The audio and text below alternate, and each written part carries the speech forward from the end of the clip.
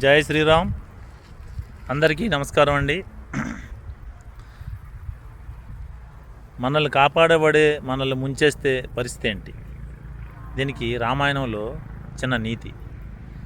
వానరులు అందరూ కలిపి సముద్రంలో వారాది కడుతుంటే ప్రతి రాయి మీద కూడా శ్రీరామ అనే రాస్తున్నారు. ఆ రాసిన ప్రతి రాయిని నీటిలో వేస్తుంటే ఆ రాయి తేలుతుంది. అది చూసిన శ్రీరామచంద్రమూర్తి అందరూ శ్రీరామాన్ని రాసి సముద్రంలో వేస్తున్నారు కదా, నేను కూడా ఒక రాయిని వేస్తానని చెప్పి శ్రీరామచంద్రమూర్తి ఒక రాయిని సముద్రంలో వదలడం జరిగింది. ఆ రాయి మునిగిపోయింది. శ్రీరామచంద్రమూర్తి వెంటనే ఆంజనేయ స్వామికి అది చూసి హనుమ ఏంటి అని ప్రశ్నాపూర్వకంగా చూశారు.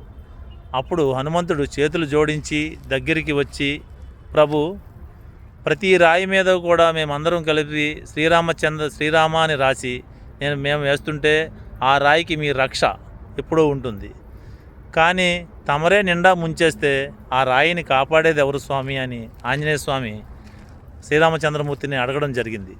అప్పుడు రాముడు చిన్న నవ్వు నవ్వి హనుమంతుని కౌగిలించుకున్నారు. అంటే ఈ కథకి నిజంగా చెప్పాలంటే మనం బలహీనంగా ఉండేటప్పుడు తీర్పు చెప్పడం కాదు, మనం ములగక ముందే మనల్ని తేల్చి జీవితాన్ని పక్కన పడేసేవారే నిజమైన స్నేహితులు, బంధువులు. అలాగని మనకి ఎవరో ఒకరు రక్షగా ఉంటే చాలు, మనల్ని ఏ ప్రభావం కూడా, ఏ పరిస్థితి కూడా మనల్ని ముంచలేదు. అదే ఈ కథకి నిజమైన తీర్పు. జై శ్రీరామ్.